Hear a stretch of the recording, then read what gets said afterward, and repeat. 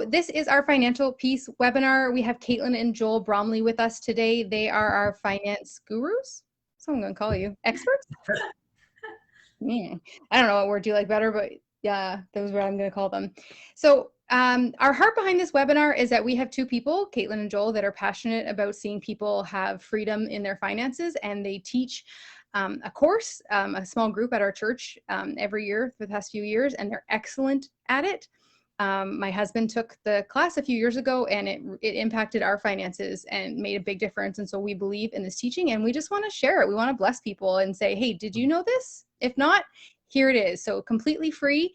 And yeah, I'm going to let Kaitlin and Joel introduce themselves, tell us who you are, and yeah.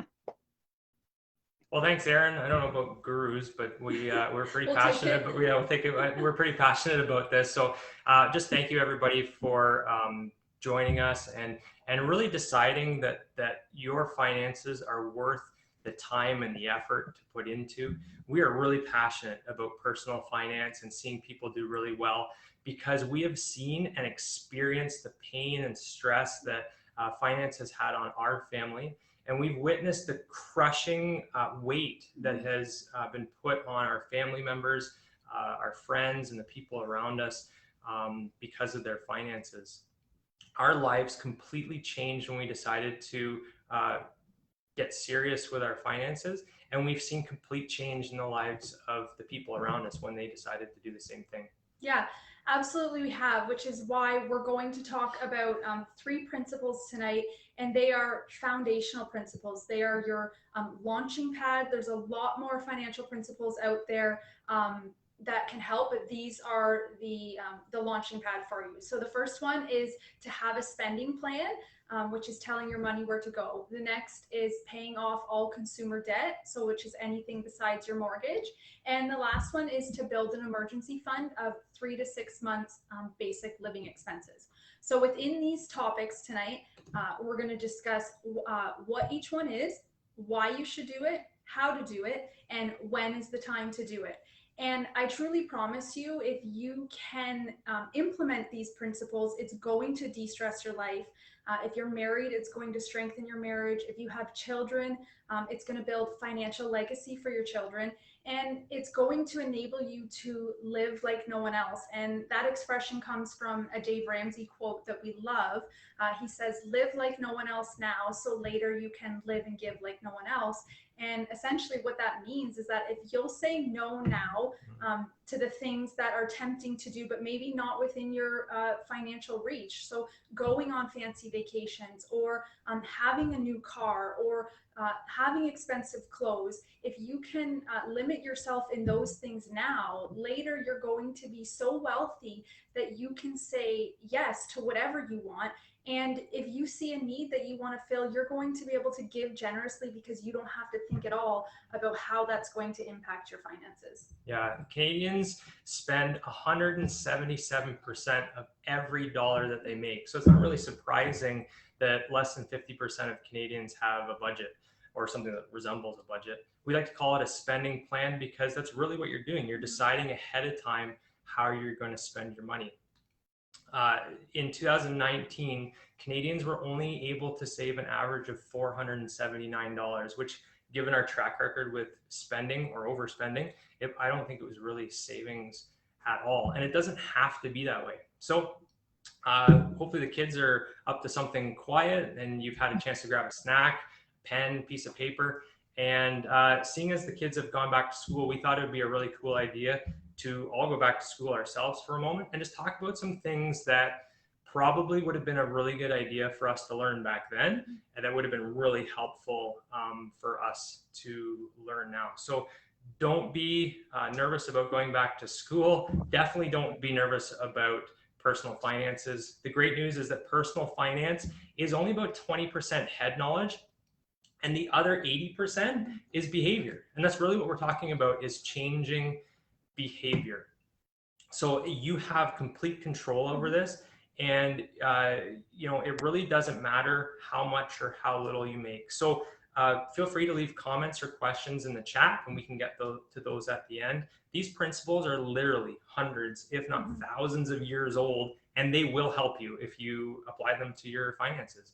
So it's like I said, in your hands, and it all really starts with a good spending plan. Yeah, so what a spending plan is essentially a budget. It's another word for a budget. It's making a plan for your money, telling your money where to go, and it gives you permission to spend. Some people think, a budget's restricting, but it's not. It allows you to have the freedom to spend, to go on a shopping trip and know how much money that you have available to you. And why you want to do this is so that you're not left wondering where your money went. If we don't tell our money where to go, it's going to go, and we're going to wonder where it went because we're not going to have any left over at the end. It's kind of like your time. If you don't, plan your time in a day, you're going to get to the end of the day and think there wasn't enough hours in a day. So how we're going to do it is something called a zero-based budget. You might have heard of that before. What it is it's your income minus your expenses have to equal zero. So your income would be things like commission, salary, maybe your pension, any government money that comes in, whatever money that you bring in would be your income, and you'd list that first, followed by your expenses, which is anything outgoing. So your four walls, which would be your essentials, are your housing. So your mortgage, your rent, maybe house insurance. Then your utilities would come next. You'd also have transportation, and you would have your grocery bill. After that, you get into debt repayment, savings. We don't necessarily naturally look at savings as an expense, but it's outgoing. So it's going to fall under your expenses category. And then follow that by anything like, an entertainment budget or takeout or maybe gift money, clothing money, anything like that goes in your expenses. And the bottom line has to equal zero. And if it doesn't equal zero, if you have extra left over, you have to tell that where to go. So go back into your budget and just revisit it. Ideally, if you have extra, you probably want to put it to savings. But if you want to save a bit extra for takeout or something, a treat, that's okay too. But if you're less than, so if your income is less than how much you're spending, then you need to find extra ways to spend. So you need to spend less, or you need to make more. And spending less might look like eating takeout once a week instead of 3 times a week. It might look like not buying new clothes this month, or not having an entertainment budget, going out to a movie or a show or anything like that, a concert, something you like to do. But you have to find ways to scrape back if you want to spend less. And if you've scraped back as far as you can in your spending, your only other option then is to make more. And make more can look like getting a part-time job, or maybe you want to sell some things on Marketplace. You can get creative, but the reality is you can't get to the bottom and be spending more than you're making, or you're going to be going into debt every single month. So when you want to do this is at the start of every month. So you want to have a new budget every single month, because every month looks different. Your income can fluctuate, as well as your expenses. Your expenses, more than anything, aren't going to stay the same. So every month, set out your budget. Plan for Christmas close to Christmas, not at the beginning of the year, and plan for, back to school shopping right before back to school, not, near Christmas time, and those kinds of things. And that's the importance of your budget changing month over month. I think that was the real game changer for us, was making each month unique to itself and planning for those things not quite so far ahead, but really focusing on that unique month. I would also encourage you, if you're married, that it's super, super important to go over your spending plan together. Even if one of you makes this spending plan, just sit down for 5-10 minutes before the beginning of the month and go through line by line and just agree on it together. It's going to do a couple things. That's going to bring you together closer as a couple. It's going to save a lot of fights probably throughout your month. And it's really going to put you together as teammates. It's going to really feel like a team effort going through and deciding what your goals are for that month. That's right. So let's take a quick recap on a spending plan. So what it is a plan for your money. Why you want to do it is so that you don't end up wondering where your money went. How is through a zero-based budget, so income minus expenses has to equal zero. And when you want to do it is at the start of every month. Yeah, so now we've learned what a spending plan is, how to do that. Our next step is that we're going to pay off all of our consumer debt. So consumer debt is everything above and beyond your mortgage if you have one. And it can look like credit cards, it can look like lines of credit, vehicle financing, vehicle leases. It can look like personal loans. I think personal loans get forgotten about a lot. It could, it's usually from a family member, a grandparent, a parent, a sibling, and just for some reason we've relegated these family members to the back of the line because we think that they're going to understand. But it really is, it's a debt. Another debt that we don't really think about a lot is our cell phone. The cost of our cell phone is hidden in our cell phone bill. You're not getting a deal. Your cell phone, or the cost of your cell phone, is just split up over the 24 months that you're basically leasing or financing your phone. So that is a debt.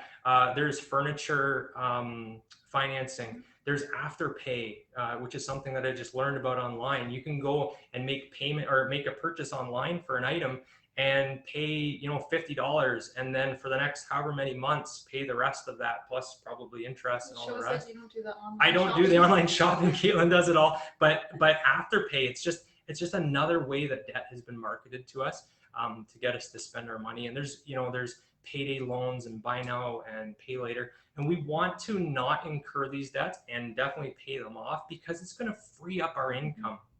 When our income is allocated to all these extra payments, it kind of really chokes us and restricts us.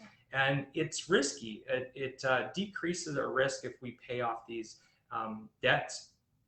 And then it also allows us to do things we actually want to do. So if we don't have all these payments going out to debt, if a vacation comes up that we want to take, even an emergency, we want to try and cash flow it.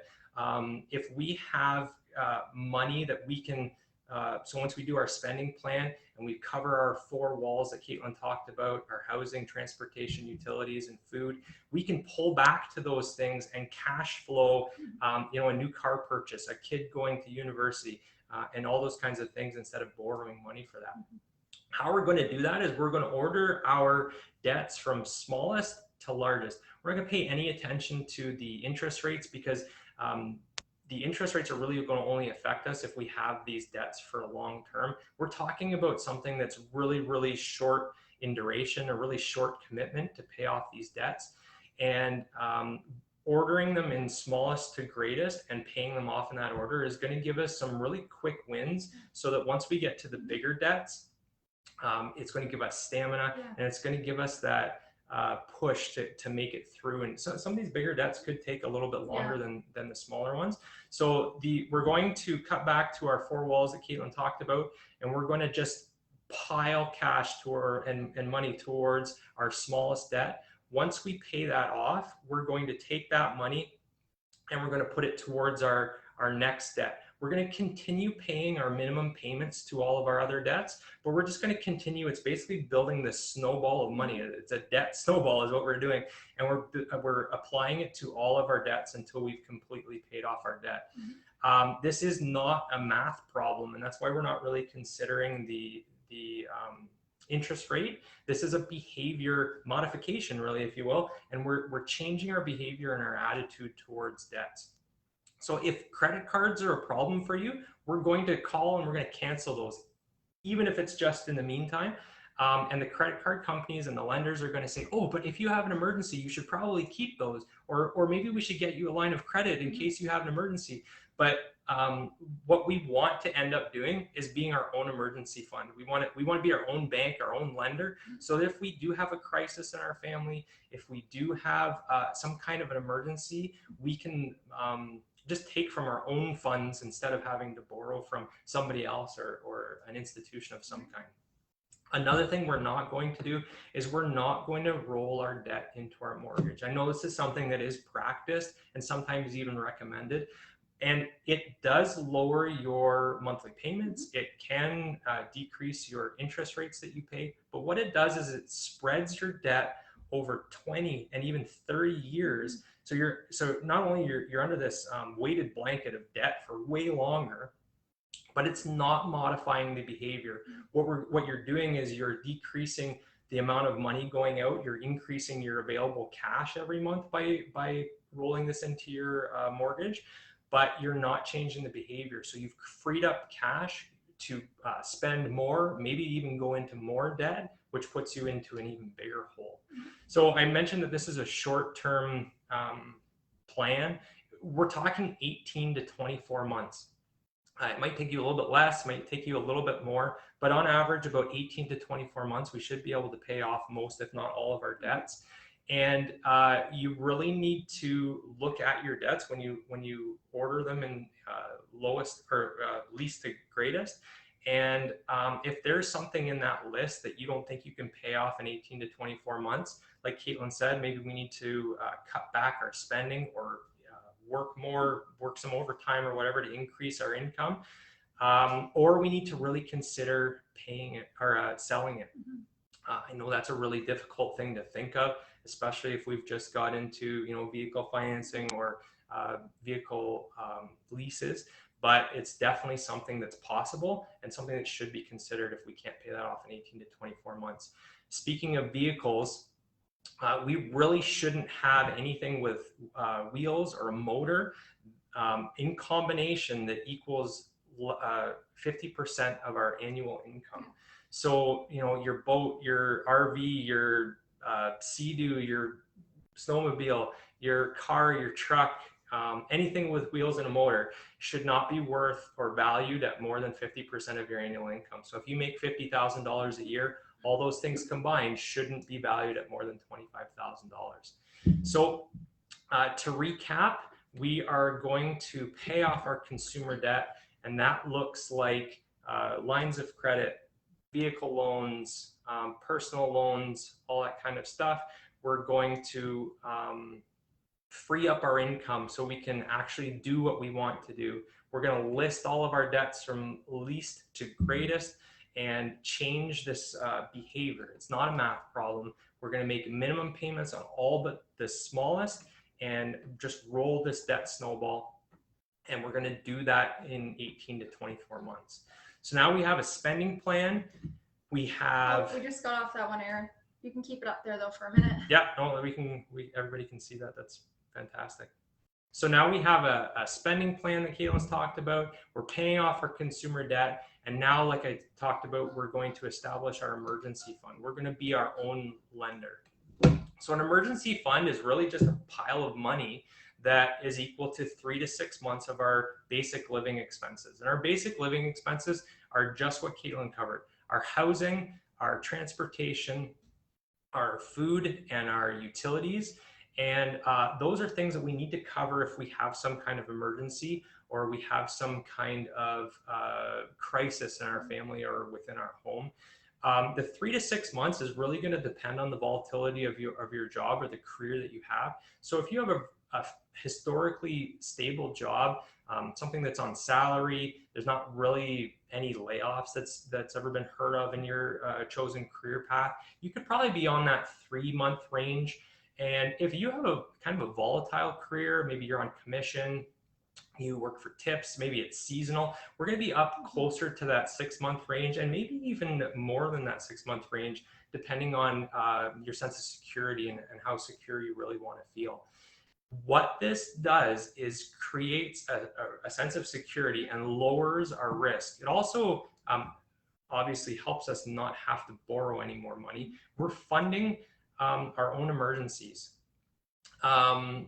You're also going to sleep better at night because you have this emergency fund, and you're probably going to have a lot less fights as well if you're married. We're going to do this by, if you had debt and you were paying off your debt with your debt snowball, we're going to continue that debt snowball and put that money, instead of towards debt, into maybe some kind of a savings account. And if you don't have debt and you need to make your emergency fund, you're going to just put that into your spending plan. So you're going to go back to your 4 walls, and any extra money you're just going to put into maybe a savings account or something like that you're going to build up this emergency fund with.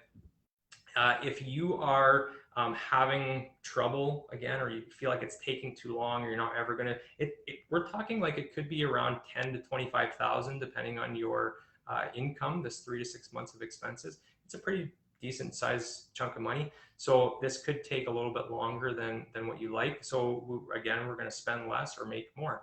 An emergency is something that you had no way of knowing that it was coming, or no way to plan for it.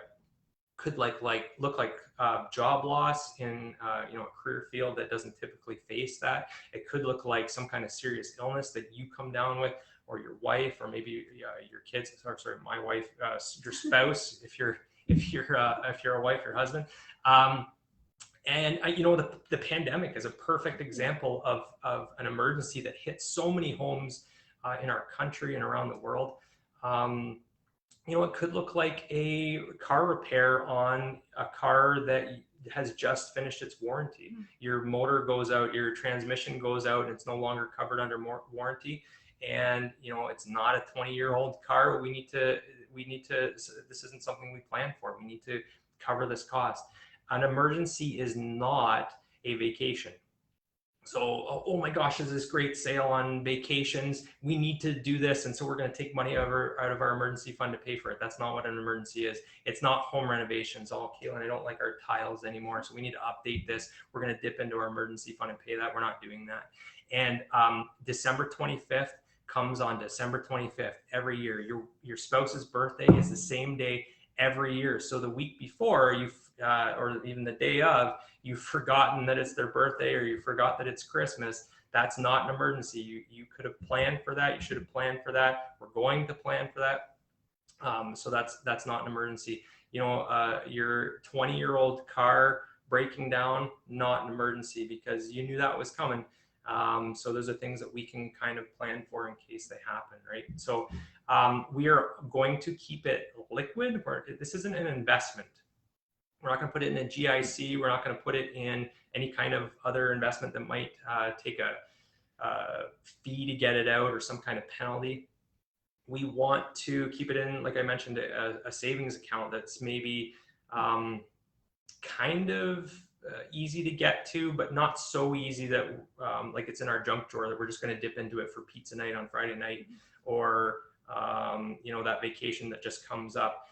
So maybe you don't keep it in a savings account at your current branch. Maybe you keep it at a different bank so that you can't do transfers, or maybe you need a double signing authority. You set it up as a double signing authority, so you and your spouse have to agree on it and go take it out.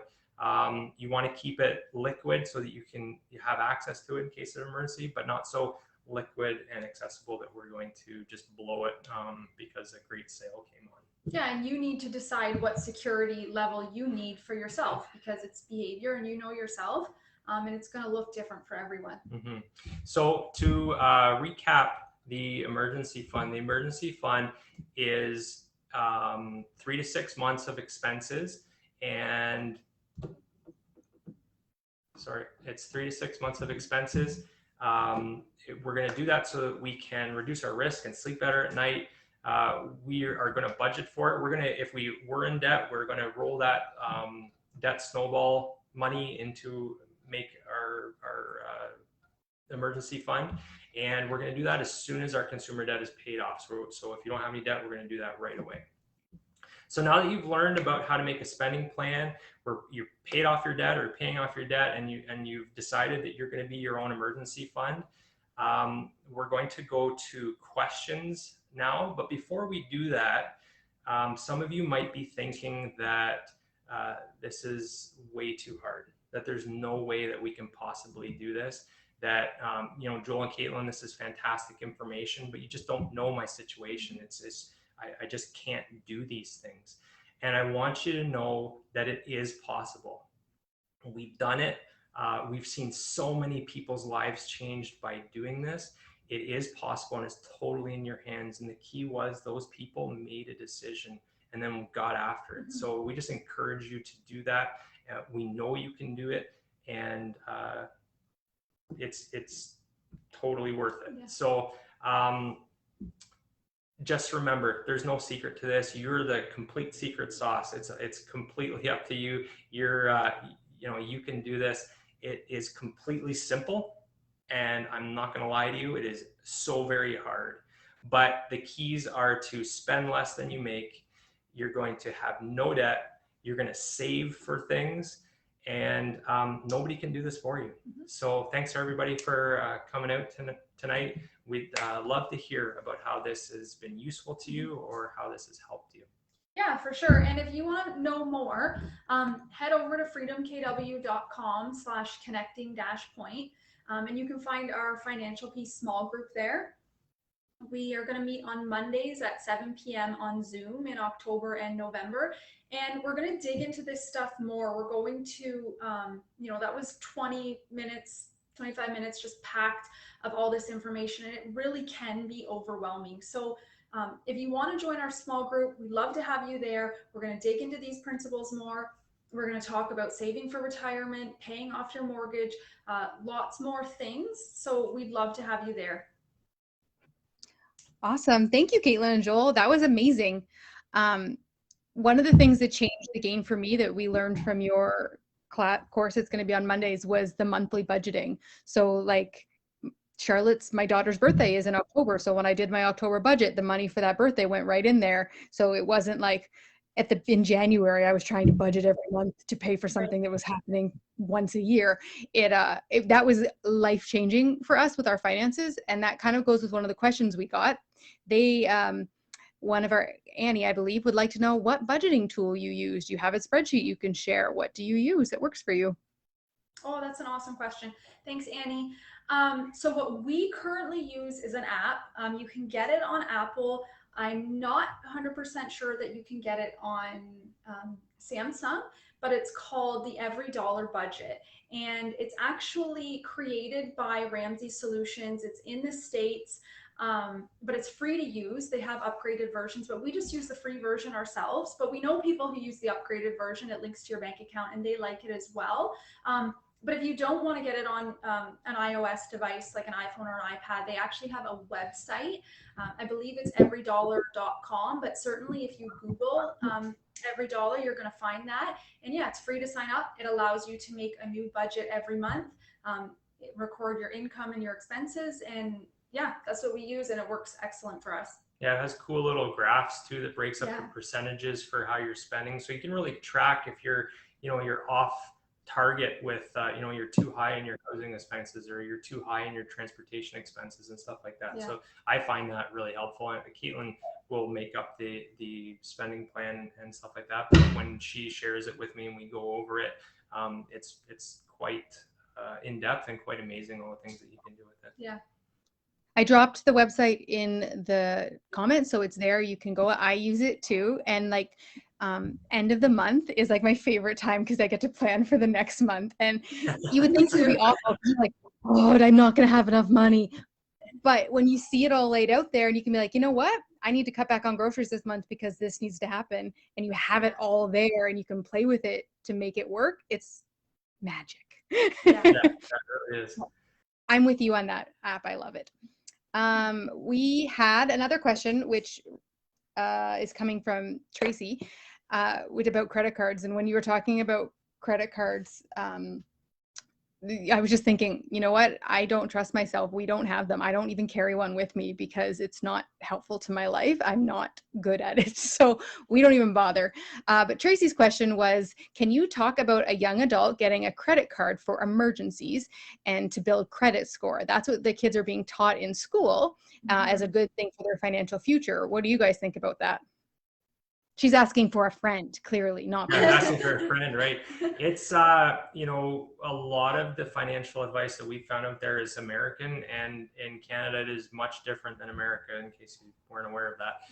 So in Canada, we do require debt to buy things like houses, right? I would say that that's probably okay to have a mortgage.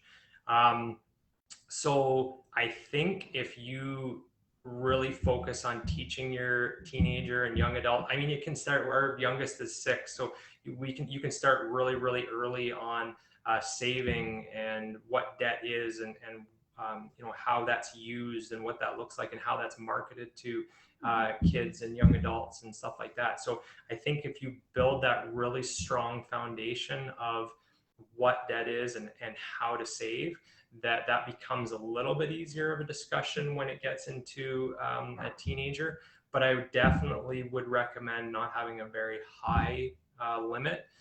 You can also become a joint account holder with your young adult or your teenager, so that you can build that rope and slowly teach them how to properly use it. It can be a really dangerous thing though. So I caution it, but it can be done.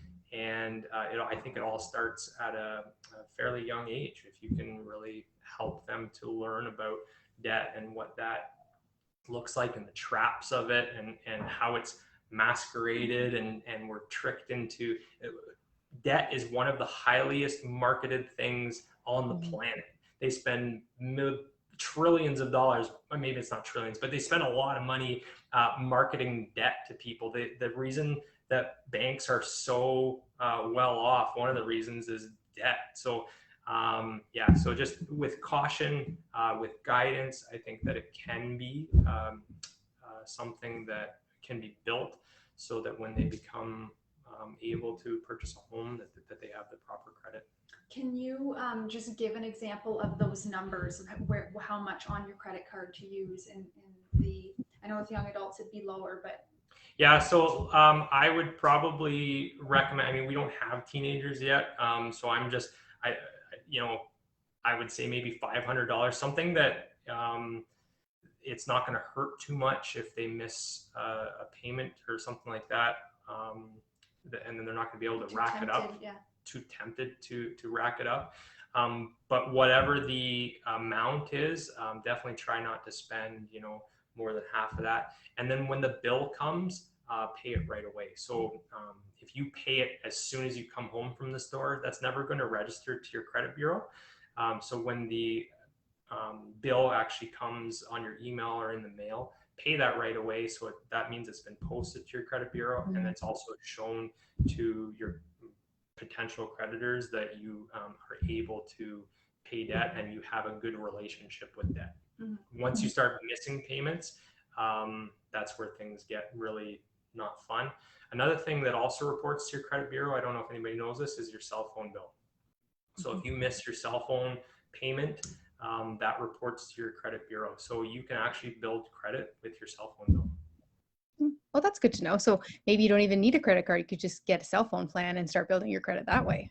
There's ways to check your credit rating for free as well. We're kind of looking into that, and something we're going to be discussing in the Financial Peace program. So definitely a good idea to keep an eye on your credit rating. I definitely got the $500 credit card when I moved out when I was a young adult, and I definitely maxed that out in no time flat. Eating out with my friends felt like an emergency. Yeah, it happens. No, but now you learn what an emergency is. I learned the hard way. So if some of the young adults could maybe not learn the way I learned, I think that'd be fantastic. While we're talking about credit cards, we have another question about credit cards, and this one is about using points. So Matt and I just don't even bother with credit cards with points anymore because we are terrible. Like literally, well, no, we'll just put it on, then we'll pay it off right away, and then we'll get the points. We never pay it off right away. We always forget. Distracted and lots of things. We're the worst at it. But does it work for other people? Because I see other people making it work. What do you guys think? Yeah, so it's actually a really great question. I was just listening to a podcast on points, and they were interviewing a lady that actually worked in the points department, or had worked in the points department of a credit card company. And the points are used by credit card companies to get you to borrow more money. So it's not that you can't win with points. We certainly have used points to go to places we might have like gone to Disney for free a couple times. Maybe. It did cost us a deck, but and that's the thing, right? So you have to spend money to get they're not giving the points away for free. And you got to keep in mind too that credit card companies and companies that loan money out, banks, they are there to make a profit. They have shareholders that demand a profit. So if there was a program that they instituted that was making them lose money, you best be sure that they're going to be cutting that program. It's not going to happen. So what I found out during that podcast is they actually have something like 40 different products within a certain credit card, and they monitor how you use credit, and even through mail outs, email, what you respond to and what you don't respond to, and actually try to get you to spend money based on what you respond to and what you use. So it can get a little sticky too when they start to devalue points. I know with air miles not so long ago, within the last couple of years, an air mile actually became less valued, or when you would go on their website to purchase an item, all of a sudden that item was even more air miles. So you start having to spend more money to get the same amount of points, or your points can buy less things. So it's not that people can't win with points, but it almost becomes a full-time job to try and win with the points. And I would even put it out there that if you just went and worked a couple extra hours, you wouldn't have to spend all that extra money to get to play that game. So yeah, and also to add to that is that we know that there has been research to show friction with spending, and the most friction comes when we pay cash. It's harder for us to buy stuff when we literally give someone the cash, and then the friction gets less on our debit card, but it's the absolute least when it's on credit. So although you think you might be making the same purchases, we know that there's less friction in paying for things with credit cards. So inevitably you're going to spend more as well. Yeah, it didn't hurt to spend that money on the credit card, and you don't get that punch in the gut until a month later when you get the bill, right? The cash is emotional. When you have cash in your hand, it is a lot harder to spend that. I had an example the other day. Somebody was talking about buying a Peloton. I think he said it was like $1,800 and it was going to be on payments. And I said, if you had that $1,800, I bet you it'd be a lot harder to buy that Peloton. You might just ride your bike and get a buddy to ride a bike with you. I don't know. My bike costs $60, so I it's hard for me to think about spending $1,800 on a Peloton, but to each their own. That's funny. That's a good answer. Thanks, guys. When you were talking, I heard you saying, don't put furniture on a payment plan, don't whatever, but you're not saying don't ever buy new furniture, don't ever buy new appliances. You're saying make it into your monthly budget if you need to save up for something, so you're saving for it, or what? Like, what is it? It's something you never buy. Well, if your fridge breaks down, right? Your fridge breaks down, you don't have an emergency fund, you didn't know that you need it. You need a fridge, but you can buy a used fridge. You don't have to go and buy the brand new fridge, especially with it being on sale. That's always a trap. It's always a temptation. But you can buy a used fridge until you have a couple months to save up a little more and upgrade, and sell that fridge, the used one, make a little bit of money to put towards with what you've saved, and buy a new one, and you can keep upgrading. That goes with any big purchase. That goes with a car, appliances, furniture. We had no couch in our front living room for months, and it bugged me a lot, but I was able to say no, it's not in the budget right now, and we just went without it. Yeah, at the beginning I said that we have a passion for seeing people do well, so we want you to have nice things. We want you to have that, whatever, it doesn't matter, whatever it is. If you want to have a new car, or if you want to have a new couch, that's phenomenal. We want that for you. We just don't want you to go into debt for it. So because that is it's like handcuffs. It's like the weighted blanket that weighs way too much and you can't get it off. So we want you to do well. We believe that you will do well. But sometimes we need to have those little in-between steps, like having no couch for a little while. Another thought I just had on top of that is there is a financial expert who says that couples spend the first 7 years of their marriage trying to have what their parents took 30 years to establish. And we can do that now because credit's so readily available to us. So we feel entitled to have that really nice fridge or the really nice furniture. But that's what drives us into debt, is that longing to think that we deserve to have the newest, nicest things. Whereas our parents weren't able to do that. They worked really, really, really hard to get that.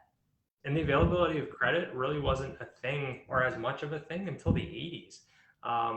Mortgages weren't really a thing until after the Second World War. So it was a way to increase spending and boost the economy and all that kind of stuff. So yeah, it's The new thing. it's a relatively new thing. Well, that's awesome. Thanks, guys. Um, Thank you. so I would just say that I have known Kaitlin and Joel 7 years, 8 years. How long have we known each other? 8 at least. 8, yeah.